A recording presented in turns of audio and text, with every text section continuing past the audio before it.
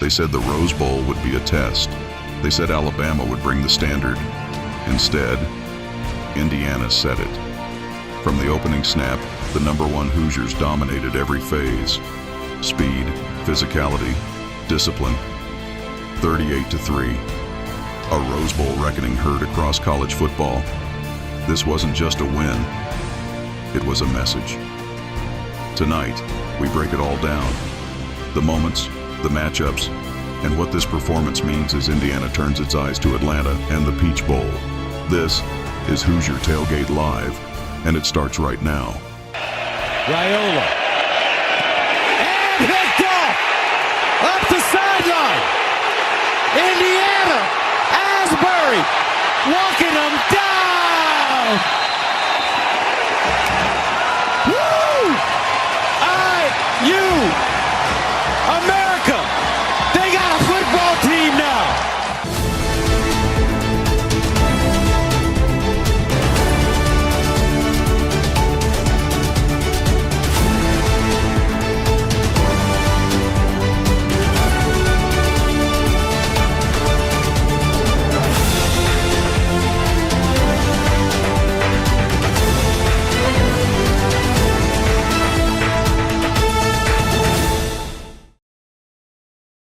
Hello again, everybody. I'm the coach, Shannon Griffith, and welcome to another Hoosier Tailgate Live here on thehoosier.com.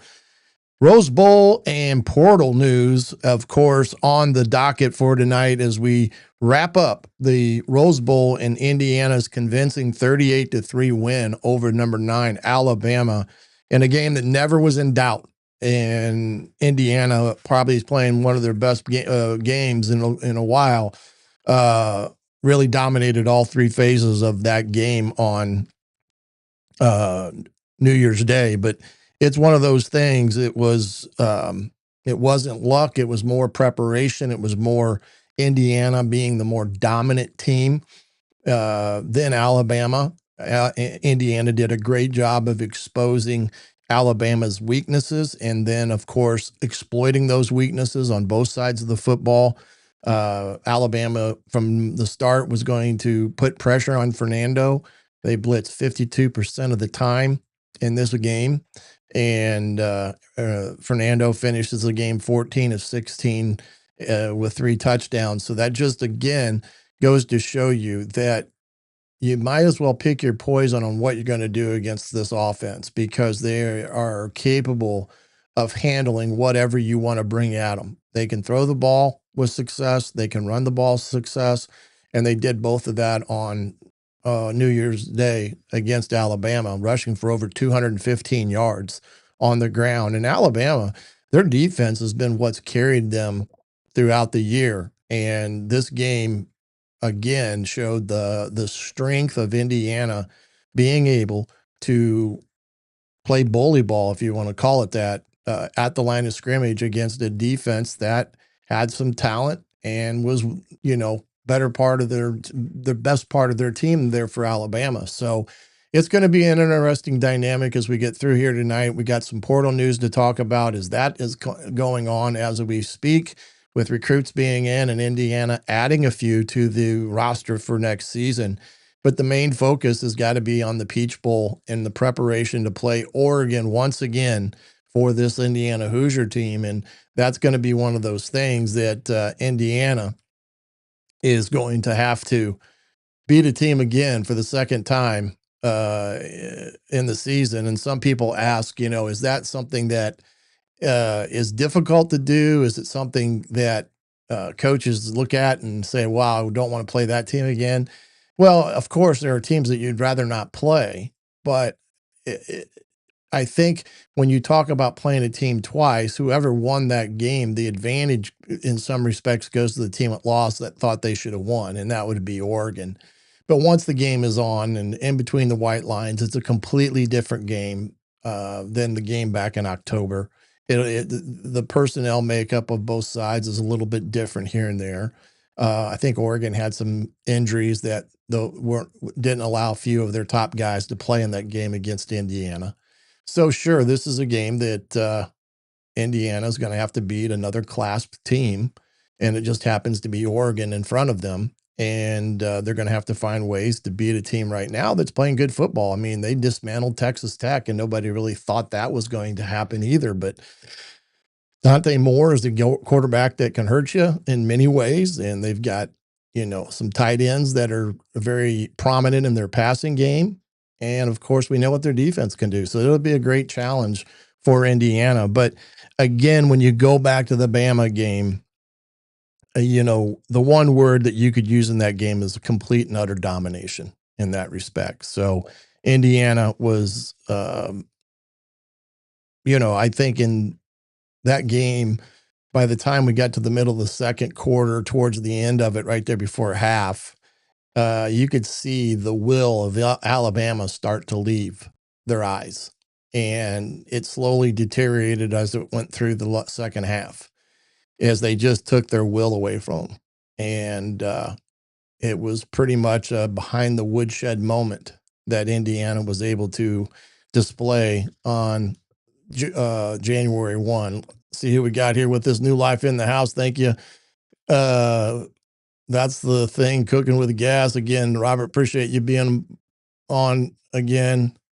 A lot of things there. This may be the real championship game. Sure, could be. I mean, some are calling that, but I do think Miami is probably the other team that's playing the best right now as a collective unit.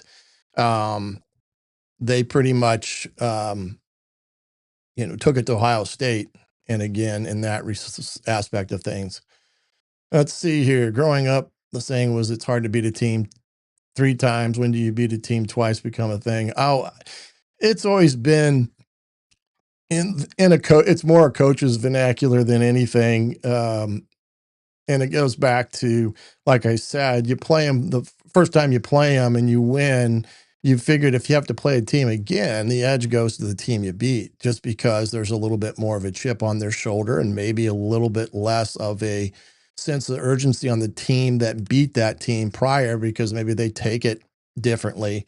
But I just don't think it's not something that Sig is going to let peak in the minds of his players. I think he said it pretty best in the presser that they had the other day, about having to beat a team twice and the difficulties that presents. The difficulties that presents is that the team they beat is not going to be the team they play. That game was so far back in October that a lot of things have changed. So it's in some respects, it's completely, a different game this time around. So yeah, it gets thrown around a lot. More coaches speak than anything. I think you would find that it's more coaches that say that, and maybe some media personalities. But again, I just don't think it's one of those things that, Sig gets too wrapped up in, and he'll have the guys ready to rock and roll irregardless of who they're playing, because it's just the next game up for them. And that's kind of how I see he looks at things in that respect. So, but again, back, the domination of this game, again, Indiana, 12 out of 14 games have scored prior to half. In this game, they got the big 7 points after the big turnover by the defense. So that adds to the points off of turnovers total. So they got 7 in this game. But Indiana, when you score before halftime and you go into the halftime on a positive, and the other team goes into halftime on a negative. And that's what I was saying about Alabama's will. It almost started to come off and come out of them when that all occurred, because that was a 17-0 ball game at that time. Then you add to the fact that Indiana comes out in the second half, they get Alabama 3 and out, and then Indiana takes the next possession and goes right down the field and score. So that's a 14-point turnaround in a matter of minutes. And that in itself was probably the story of that game. It was probably over at that point because of what Alabama was just, they just didn't have any more fight left in them, because Indiana had just completely destroyed them. And that is some of the funny things that you see in the world of sports media, especially this week, especially a lot of pundits out there They just can't get by the fact that Indiana is a good football team. They just can't get, the brand awareness doesn't allow them to look at Indiana in any light other than basketball. And they're not objective in the world of evaluation when you throw tape on and you look at two teams and thinking that, you know, Indiana, who's undefeated, has somehow gotten there on an easy road, and that's such the biggest fallacy that's out there. Even with the people in the SEC that, you know, still don't want to admit that the Big Ten just might be a little bit better than the SEC overall. But the domination that Indiana they put one on Alabama. That's just the truth of it. I mean, Alabama got their ass kicked. I mean, that's about the bottom line. I mean, Sig goes to the Rose Bowl to do one thing: go out there, kick somebody's ass, and come home. And that's what he's done twice. He's gone to the Rose Bowl. First year he went out there, played UCLA, beat their ass, came home, and then this time went out to the Rose Bowl, beat Alabama's ass, came home. I mean, that's kind of the short end of it. But anyway, this Indiana team and its way that they've done things this year with the complements of offense, defense, and special teams, all these things that play a vital role in winning games, Indiana has put themselves in the best possible position to win each and every week with the performance of each of those three units.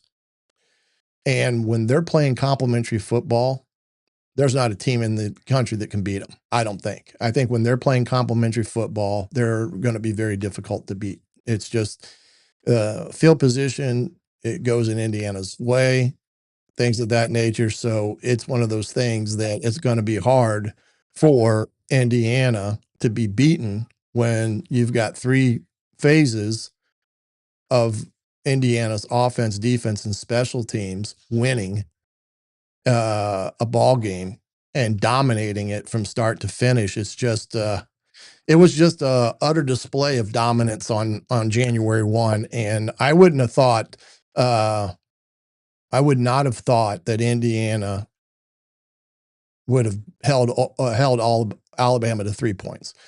I predicted a 27-20 type of game, but to only hold Alabama to 3 points, just amazing. Alabama only got in the red zone once the whole game.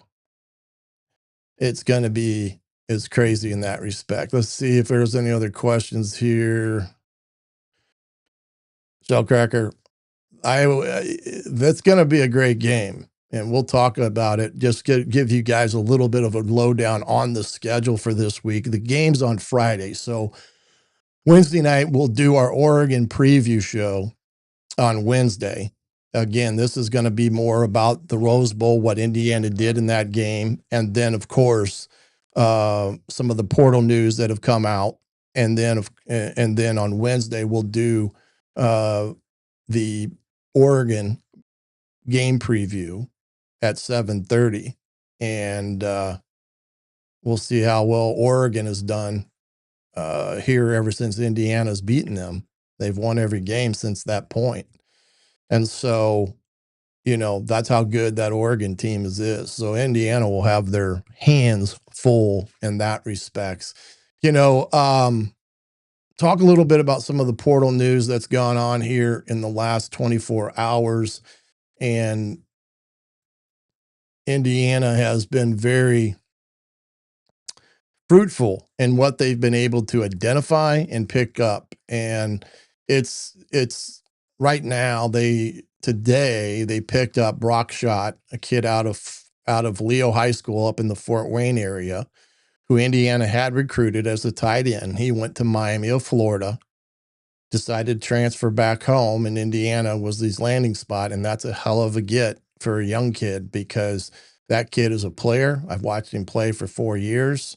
He's going to be a bona fide big-time player for them, and he will be a tight end that can do everything, block, be a receiver, just everything they look at in a tight end. He's got that. So that one's going to be very interesting. But going over here too, let's see here.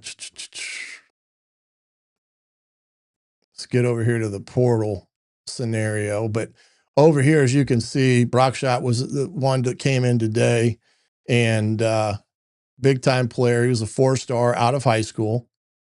Then they've got this 2 kids out of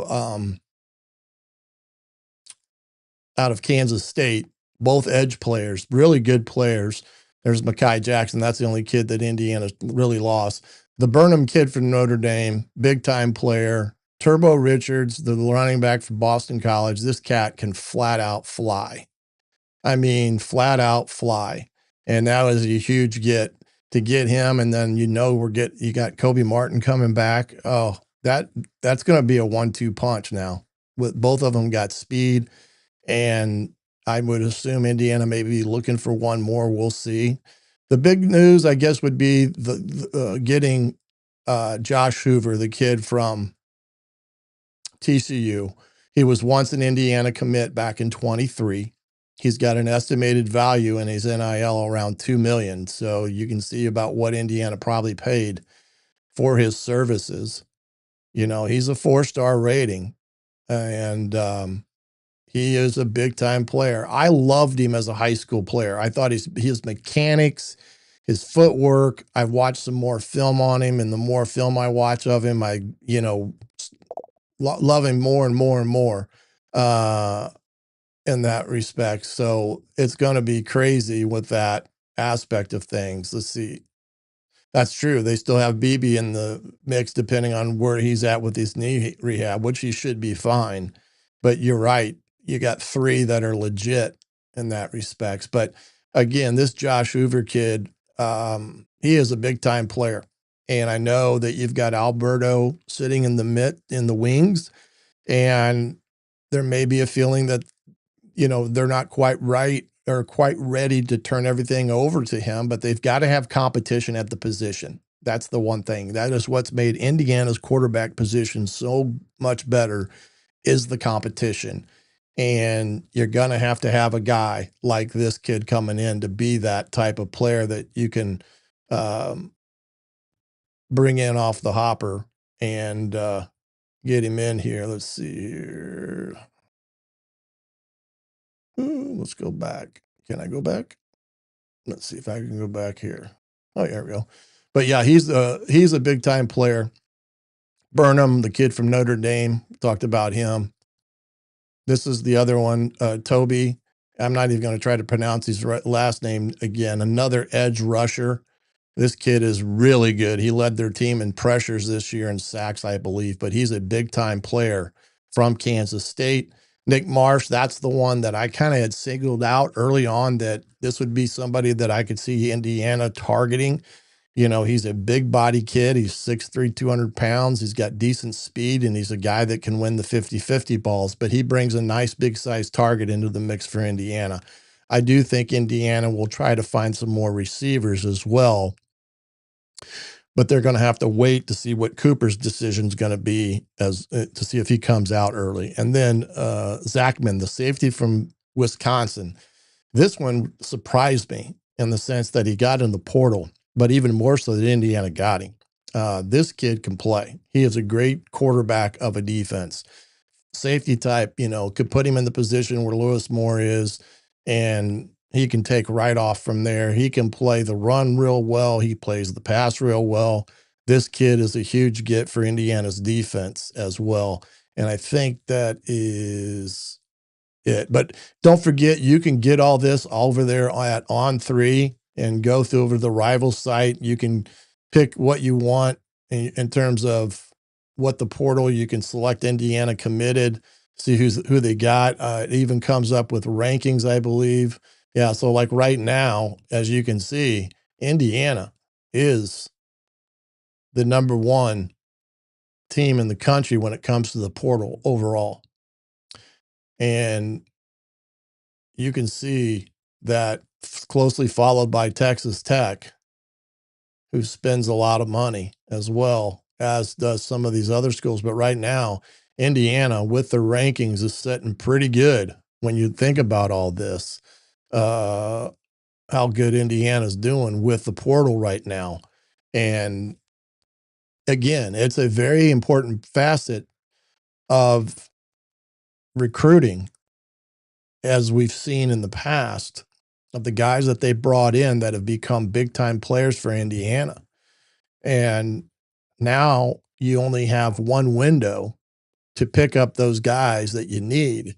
So it's going to be something that continues here for the next couple of weeks, that Indiana's juggling playing a game on a Friday night and then potentially being in the national championship game all at the same time, trying to recruit these transfer portal kids that you want to get. And this is the one thing that I will say to why Indiana is number one in the portal recruiting. Brand awareness right now for Indiana is the best it's ever been. The kids that Indiana's getting, if Indiana would have called 2 years ago, they would not have taken the call. But when Indiana calls now, that kid's picking up. Guarantee you. And that's the one cool thing in that regard, from that perspective as well. Let's see. Question. Definitely. Yeah, definitely need some O linemen. And we'll see what transpires here over the next couple weeks. But I do think you need some O-line help, especially if you're having to replace 4 out of the 5 at the O-line position, in that respects. And yeah, Carter Smith, my guess, he will go in the draft, and unless his draft stock's not worth it. That's the thing that comes into play now. The NFL gives these draft grades, and matter of fact, Ty Simpson at Alabama is in this position right now. If they're not going to be first or second round pick, it's a high probability that they'll make more money staying in college football than they will trying to go make a pro roster.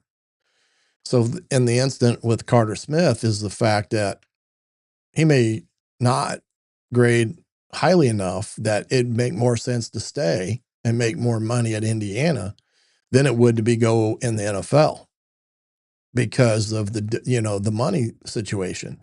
And so I think you're going to see a lot more kids staying as opposed to going, because the money may not be as good in the NFL that it is where they're at in college. So I do think that's something that will play a role in all this. So I think that's like with Gomar Cooper. Where does his draft stock lie? Carter Smith, these guys that have essentially another year, what is it they need to do to put themselves in the best possible position with everything, and kind of go from there with all that. Just a quick look here at the game schedule that we got coming up. Again, 7:30 this Thursday, Ole Miss, Miami, Oregon, and Indiana. I do think that both those games will be highly competitive ball games when you look at it from that perspective. And Miami, I do think, is playing some of their best football. And Carson Beck thus far has looked fabulous. So that is going to be a big part of that ball. That ball game is going to be still come down to, can Miami continue to do what they're doing? Their defense is superb. And can they hold this Chambliss kid in check? Because that kid is a player. That wouldn't surprise me that he got that much. But again, that's the hard part of these things, is what is and what isn't the actual fact. Smith, Evans, Lynch, Adela, Armolo can come back. Yeah. Yep. I think having Evans and Lynch coming back, that'll be a good in that respect. And if Smith comes back, then you're good. Then you only need a couple in there. But I think that Indiana's got to take at least 2 and see what happens there. and their O-line and D-line as well, because they're going to need some bodies there in the grand scheme of things when they look at that. When you look at, let's see here, the offensive execution from Saturday, and I'm going to throw up, let's see here. Where is my game stats? There. Nope. Is that it? That's the objectives. Here are the game stats from Saturday. And when you look at this, you can just see the dominance kick in here with every category that Indiana dominated offensively and dominated defensively. They held Alabama to under 200 yards. They held them to 27% on third downs. Indiana, on the flip side, was almost 65% on third downs. 100% in the red zone scores. And it was just, again, when you look at that aspect of it, the complete dominance that Indiana had in this game, and at the same time almost had a 10-minute differential in time of possession, you can see how good Indiana was on all this from that perspective against a very good Alabama defensive team. And that's one of those things that it's I'm trying to get over some. Want to show some plays from this offensive game, and let me get to it here. Down here in the coach video room with Quick Cut.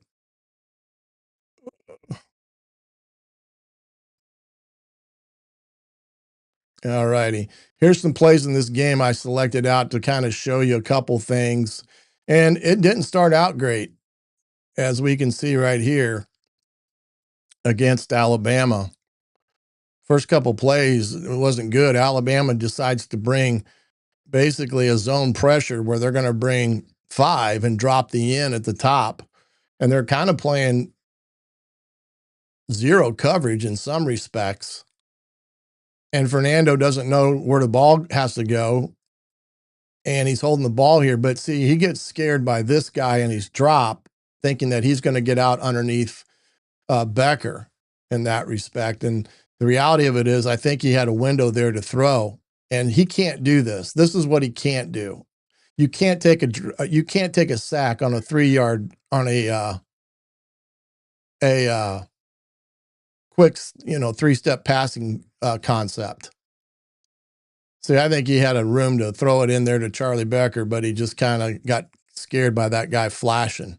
Then in the next play,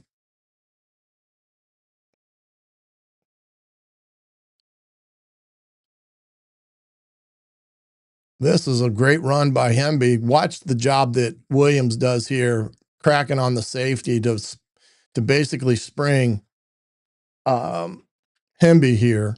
It's a great decision there of a crackback and getting a big run by Roman. And you're going to see up front here how good Indiana's offensive line played in this game against some top-notch kids. That 23 is Overton. He's a big-time player. He's at the nose. And Coogan does a great job here. And they just did a great job of bottling things up, and the backs did a great job finding the seam or the hole to get the big plays. Now, here's one where it's third down, and you can tell right now there are no safeties. So Fernando's got to be thinking right now, there are no safeties. They're probably bringing their heat. So where am I going with the football? And I think in this instance, if he'd have stayed right here to the one-on-one side, he'd have been better off. Because I think you'll find that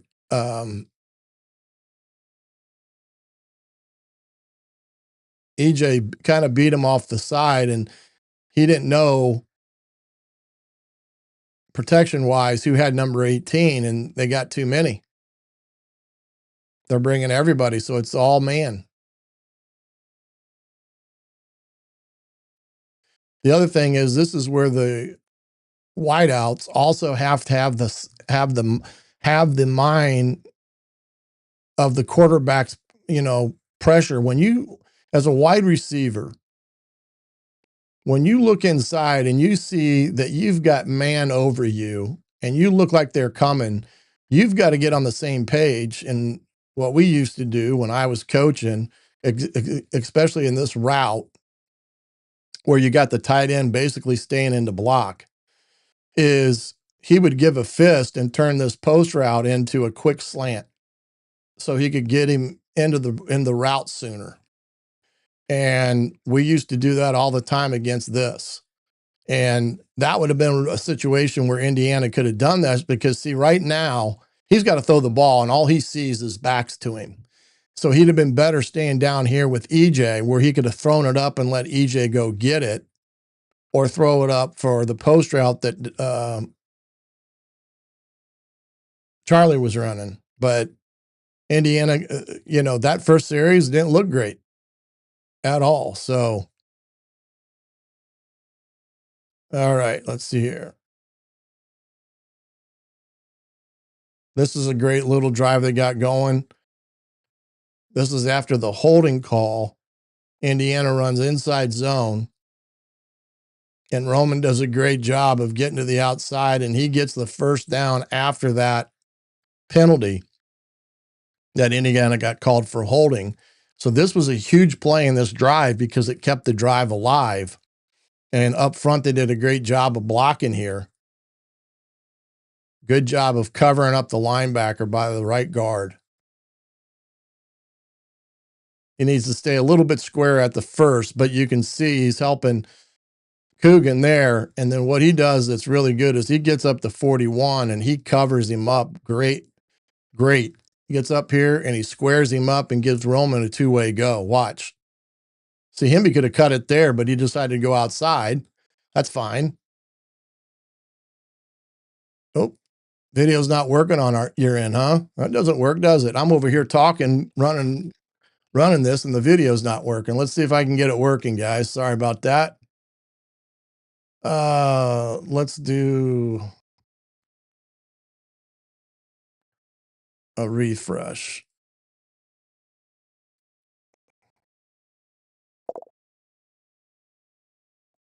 No, I'm resetting it. It looked frozen to me on my big screen. Tell me if it's running now for you guys.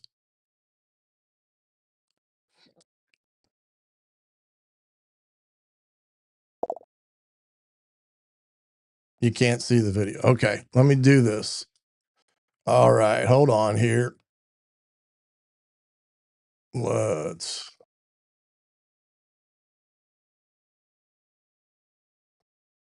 Okay, hold on here. Let's get another.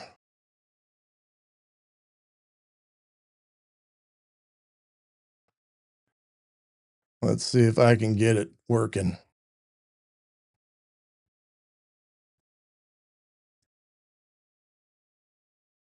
Thanks for letting me know. I'm sitting here talking and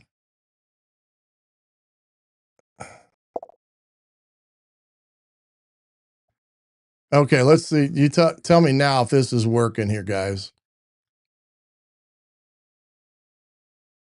Do you see video?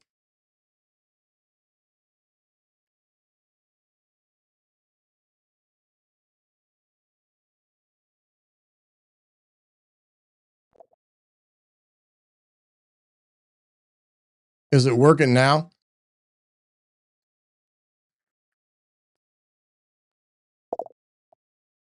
Okay. All right. This was Hemby's run, and what I was pointing out on was the block that's coming up here by the right guard. Watch him screen him up here. There you go. That was a good play there. Let's go to the next play here that I had. Again, this is down inside the red zone. Again, this is the route that they throw to Charlie for the touchdown. It's third down. They're bringing heat. And this is great protection, a great route, all one-on-one. Protection first. Great pickup by the back. And a great catch by Charlie. Just a great overall overall play there by Indiana, but the blocking here is superb. Great block there by Black. That's the block that gives Fernando the time to throw it and get it into the end zone. So a great throw and catch there by Indiana. Got that into the end zone on that particular play. And again, couple things in there. And apologize if you didn't see some of it. Fernando cannot hold the ball in a situation where it's a quick passing game. He's got to make a decision, and if it's not there, he's got to throw it away. He took 2 sacks that he didn't need to take because he's holding the ball and there's nobody open, and he takes a sack, and that you can't win by doing that. And so that was early on in the game. They did a great job later in the game of getting the pickups, and he was able to exploit Alabama with some throws on pressures in that game that really hurt Alabama and had to take them out of their pressure packages because they were just getting lit up by Indiana. And I'll tell you the other thing is that was really good. Shanahan, I thought he called a great game. I thought he had the mixture of run and pass plays. He targeted the receivers, getting the ball quickly to Surratt and Coop and Becker and all that. And I thought he called a great game offensively in this Rose Bowl. And I thought they had variety in their run game, which I like to see on that respect.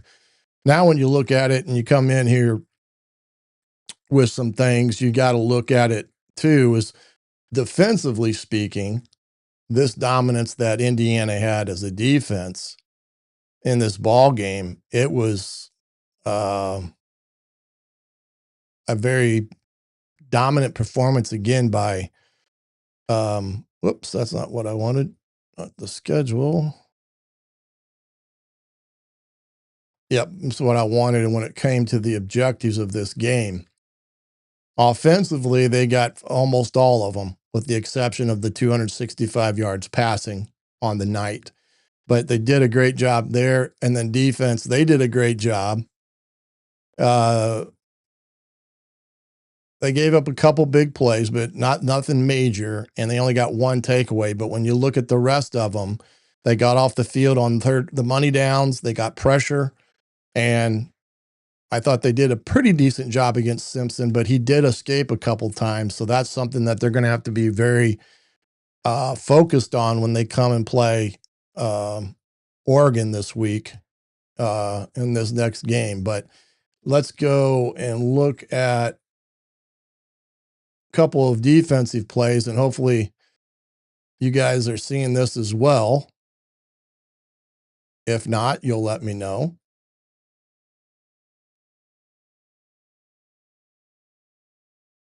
As this defense does a great job all game with their pressures and things like that.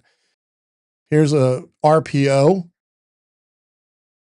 And what I like about this is Sharp allows him to throw it, but he keeps him in front of him. That's the Williams kid, and never lets him get going. But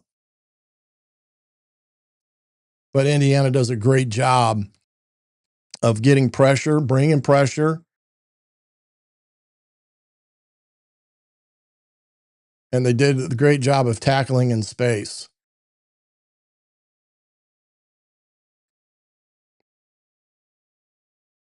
This is one of Alabama's first drives of the game. They were threatening in this drive, and Indiana made the big plays when they needed it. Boom. Just great job there. We'll see it from the end zone.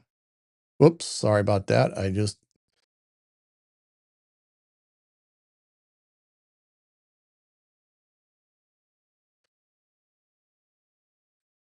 used Nduke at the end. He played well, 17, but you're going to watch here the great job they do with their hands up front. Coach Kuntz does a great job with his defensive line, utilizing their hands, utilizing their strength.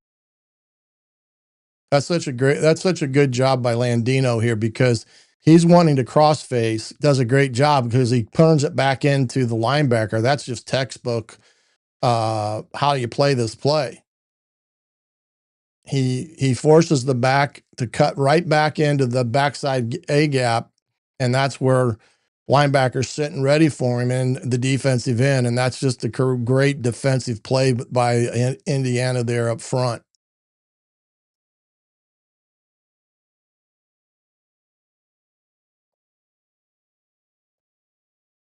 Indiana was able to do some things that I think spooked them. This is a great play by Boykin. This is their big tight end. They're running a bubble screen. Boykin gets out here, sheds the block, and makes the play. Watch this. Boom. That's just great effort overall in making a play in space. That kid had him a day now. He had himself a day, and he deserves every accolade he's getting, because he made a lot of plays in this game. A lot. But this is good by the fact Indiana's bringing pressure. They get by the offensive line. And then just a great play in space. That's all you can say about it.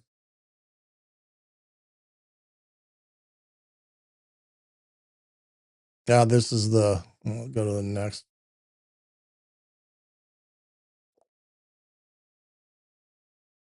Yeah, he had a great game. Here's the fourth down where they had all the different timeouts and stuff. They come up and they run this play. Makes no sense why they're running 4th and 1, speed sweep to the field. And Indiana plays it perfectly. Isaiah Jones, Landino. Look at all the red hats that get to the ball here from the end zone shot. This is a better shot. Indiana's in their bare front, so they're overloading. If they're going to run the ball here, they should be running it weak. Watch Jones here. He ate that tight end's lunch, and then all the red hats that get there to stop it. Just miraculous play that they had there. And this, I think, is the play that flips it. No, not this one. This is a play by Landino. He's got some great hand signs. But he whoops this guard. Boom. This is a great twist action here. And this D lineman here, he's aiming right for the hip. Whoops. He's aiming right for the hip of this guard to pick him off, so that Landino can just sit there, and then he comes around. He'll come around it. And he gets a great twist right into the play. So this is a great call. As you can see it right there. Boom. Great call by Bryant, and getting the twist in there to get the big stop. And then this is a third down. I'm sorry, this may be first down when they're driving again. Bama's going to switch it up. And this, to me, I think this is the fumble. This, to me, is when the game flipped. Hit by Pons and Fisher. They're up 10 to nothing here. Bama's driving. And if he doesn't fumble there and they get into field goal range, it's maybe a different game. But Indiana gets the turnover, and then Indiana offense comes back and gets the score in that game to end it up in that respect for the defense. But a clinic from the defense, guys. I mean, I could have shown you play after play of how that defensive line played against a stout Alabama front, and they took it to them quite a bit. that enabled Fisher, Hardy, Jones to all make plays, Boykin, all those guys. And there was nothing in the passing game. They covered them pretty well all day long. So just a clinic in that respect from Indiana in that game on January 1. And you got to look at it from the standpoint of how they played that game as an O&D. Just masterful, a masterful game on both sides of the ball. The kids played hard. They played with poise. They played with a lot of emotion, but under control, a lot of those things. So when we get back here, we'll talk a little bit more and get ourselves set to take on the Oregon Ducks, all right here on the Hoosier Tailgate Live on thehoosier.com.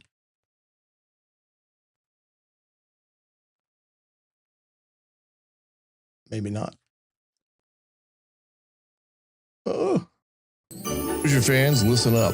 This is the coach Shannon Griffith, and if you're gearing up for the game day or gearing up for the holidays, the Hoosier Tailgate storefront on Fanatics has everything you need to rep the cream and crimson in style. From official Indiana Hoosiers game day apparel, hoodies, hats, and sideline gear, to tailgating essentials and accessories, this is your one-stop shop for all things Hoosiers. And with the holidays right around the corner, it's the perfect place to grab cold weather gear, stocking stuffers, and IU gifts for the whole family. And here's the kicker. When you shop through the Hoosier Tailgate storefront, you unlock exclusive discounts across Fanatics. More Hoosier swag, better prices, and gear you won't find anywhere else. Ready to load up your cart? The link is easy to find. Just head to my Hoosier Tailgate Twitter page and hit the link in my bio. You can also find it in every YouTube description and all of our Hoosier Tailgate podcast episodes on your favorite platforms. So don't wait. Rep the Hoosiers proudly and save big. Visit the Hoosier Tailgate storefront on Fanatics today, because the best fans in the Big Ten deserve the best gear in the Big Ten.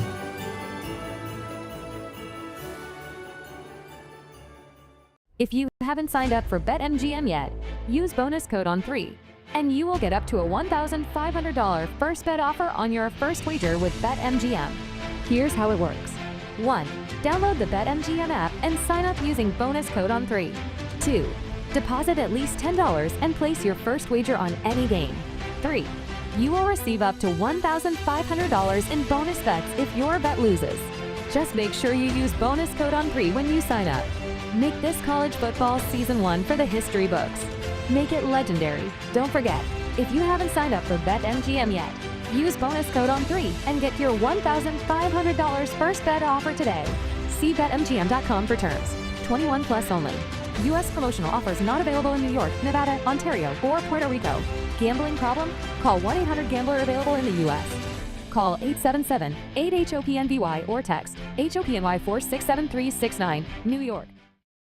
Welcome back to the Hoosier Tailgate Live here on thehoosier.com as we get ourselves gearing up for the Oregon Ducks in the Peach Bowl coming up this Friday in Atlanta, Georgia. Maybe some of you can go and not have to worry about flying. You can drive. It's not probably that far from a lot of people, I think, from up here in the northern part of Indiana. It's probably 10-hour, 12-hour drive, somewhere around there. So not too bad if you can get in and get tickets, but should be a great atmosphere there in the Mercedes-Benz Stadium there in Atlanta for the Peach Bowl with Indiana and the Oregon Ducks, round 2 of their game against each other. But like I was talking about in that game against Bama, I do think the game completely turned on the fumble that Indiana recovered, and then the ensuing drive where Indiana scored right before half. I think that was when the ball game was pretty much over in that respect, as they kind of took charge of everything from there. National impact wise, again, that type of win against one of the quote unquote blue bloods is always changes narratives, and it changed the narrative again because Indiana's beaten Ohio State, now Alabama, and beat Alabama convincingly, and therefore Indiana, against some people, are now receiving their due respect in that. So I want fans will have a familiar feel to the Rose Bowl. Yeah, the Rose Bowl, I do believe Indiana like occupied 70% of the stadium, which is incredible. You're talking about a game that's not in the Midwest, and you got that many people that went out. It's just incredible that they were able to have that many people in attendance for that game. And again, that was something that was recognized too by the vast majority of those that were covering the game was about the crowd and how home centric it felt for Indiana because there were so many there. It was funny. There was a guy has a sports radio show out in East Coast, and he was talking about this game, and he was talking about that Indiana fans wouldn't be able to travel because they wouldn't be able to afford it, blah, blah, blah. And then Indiana goes out and occupies 70% of the stadium and makes it a home game. I think that kind of changed the narrative too with that and aspect of things. But again, this game coming up against Oregon, it's, you got to give them a lot of respect. You got Dante Moore, who is a dynamite quarterback. He's a guy that makes things happen. And he's a guy that Indiana's going to have to, keep in check like they did the first round against them, because he's a guy that if he gets out of the pocket, he can hurt you with these legs. Now, he prefers not to run. He's not a guy that likes to run the football. You can kind of tell that when he's scrambling out of the pocket and stuff. But, it's going to be a situation for them with Indiana is finding ways to, keep them in check in the run game, because they did that the first time around, and making sure that they keep Moore in check as well. So we'll have to see what all transpires and all that. But I do think Indiana, if they can continue to play with the way they've played thus far, they will have a chance to handle this game against Oregon.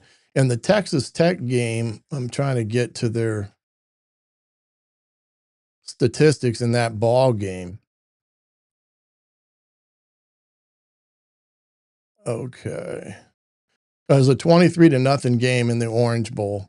Texas Tech was a team that was lighting it up all over the place. They held Texas Tech to 137 yards passing and 121 yards rushing.